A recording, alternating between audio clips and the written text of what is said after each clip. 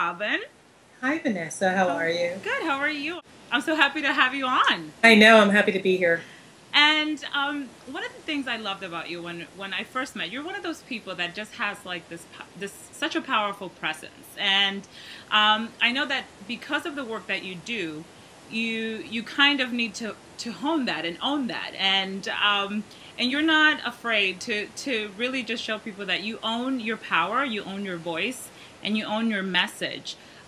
So really what I want you to just talk about a little bit is how important is that, not only as a business owner, but just in life, for us to, because reading a little bit about you and your bio, I was very surprised to learn that you were a shy person, which is like, yeah.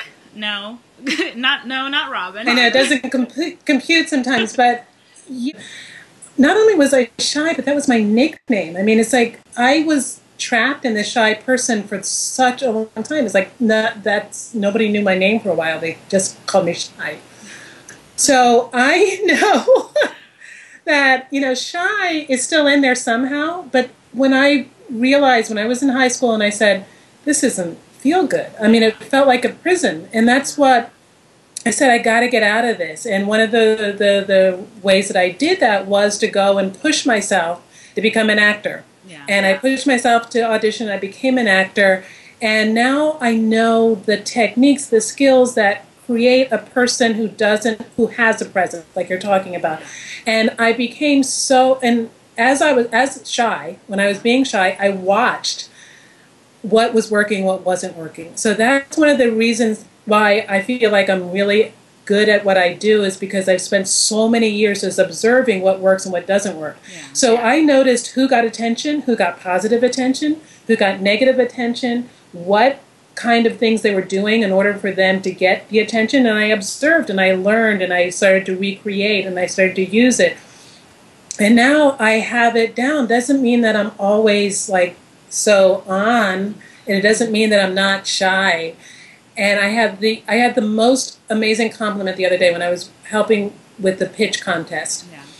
And I gave a presentation, a very short presentation, and the guy came up afterwards, because I started the conversation with, because everybody has an opinion. As soon as you walk out, somebody has an opinion of you. Yeah. So what I did with my presentation is like, okay, how many of you just had an opinion about me? And it's such a great thing, because people then have to search. It's like, what is the opinion? I don't ask what the opinion is. Yeah. And then afterwards, this guy came up to me and he said, you know what was the greatest thing? When you stood on stage, you exuded confidence but not arrogance. And that is something that kind of made me cry. Like even you mentioning it in the beginning of this interview, yeah. It makes me cry, because it feels something that I wanted to do so much when I was trapped in that shy person, and something that I feel is so incredibly important, to just own what it is that you have without having to say, you're worse than I am, I'm better than you, aren't you jealous of me? It's like, no. It's like, this is who I am, this is what I have, and I'm here to share it with you. And I think that's so important, because I know for myself, I struggle with being in front of an audience. I mean, it's something that I have these conversations constantly with people. People will always compliment me, what you're doing is so great, and your message and this and that.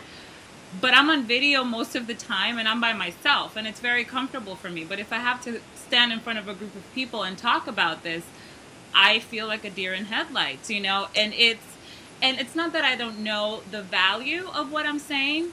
It goes to the concern of what you just said. Are they going to think that that I'm good enough, or is it's that whole judgment process, and that's, I think, what I fear. Yeah. And the fact that you can get to a place where you can overcome that and just transmit that you're not trying to be better than anybody, you're just trying to be yourself. Right. That's beautiful. Yeah, beautiful. Yeah. It's such a special place to be, and I had to learn it, and I have to continue to relearn it, because I will often come off the stage and start beating myself up, just like everybody else. It's like, oh, blah, blah, blah. Yeah. But what I've learned to do is, before every time I go on stage, every time I have to have a coaching session or anything like that, I focus on what I have to give. Yeah. And that's the most important thing. It's like when you're really focusing on what it is that you have to give, there's not a lot of time or space for all that other garbage. And then I have to say, it's like, hey, I have to get out there and give this. This is what I need to do. And then when I get off, then I can start to feel what happened and then think, oh, this is it. But in the moment, I'm all about the gift. Yeah. And that I think is huge. And you do it so well, and you do it so graceful. That's one of the things I love about you. And like I was like, God, I wish I had some of that, when I met you, because it's a fear, and it's a silly fear. And I know that it's a silly fear. It's a common fear. But it's a common fear. That's why public speaking is still up there with one of the biggest fears in all of human beings, because it's that fear of it. People fear public speaking more than they fear death. Wow. It's crazy when you think about it, but it is that fear of being judged and fear of being exposed. Yeah. And that's what it comes from, and it's natural and it's common. And then when we analyze it, we just realize that all those emotions are what makes us human. And exactly. So and we can deal with them in a bigger, in a smaller or a bigger scale, but they're all emotions that make us human. It makes us human, and it makes and I also use I do a lot of neurobiology and theory about that, and psychology. And the point is, it's like part of our DNA is about survival. Yeah. And so that fear is natural. Yeah. I mean, like centuries ago, hundreds and thousands of years ago, if you stood up there in front of the wrong people, you were going to be killed. So yeah, that it is a natural fear. So we can't beat ourselves up too much. So what would you say to that chica that is trying to get it together, and own her power, own her voice, own her message? What would be one thing that you would say to her to just, go for it and shoot for the sky? You're the only one of you that exists. So whatever you have, whatever is given to you in this nature, whatever you've created for yourself is brilliant and wonderful and beautiful, and people need to know about it. People need to share it. People need to get to know it, because the more they get to know it, the more they can appreciate you, and the more they can grow. It's like when we hold stuff inside of us, or when we're not open and sharing, it doesn't send a message to the other person to be open and sharing, and then there is no communication. So it's like whatever it is that you have, own it and share it. One of the things that I just wrote in is a book called Dancing at the Shame Prom, and it's 27 women who talk about their shame, and it's like how brilliant it is for somebody to say, you know what, I'm just letting it out. Yeah. And when you read what somebody's been hiding, sometimes it's like, oh, that's nothing, but it was so big to them. Yeah. And sometimes it's so big and you think, oh my God, I can't believe they shared that. Yeah. But at the same time, they feel so great.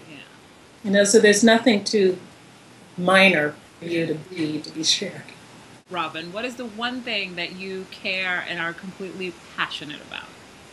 I am really passionate about what we're talking about right now, of people owning and elevating the way they communicate. Communication is just so important, and it's so falling by the wayside. It's like nobody realizes that their presence and how they deal with face-to-face communication can make or break a job, can make or break a relationship.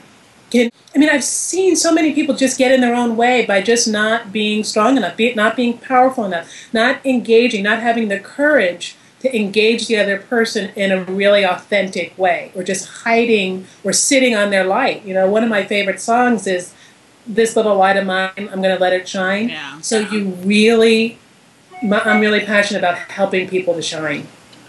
So, or how would you define beauty in your life?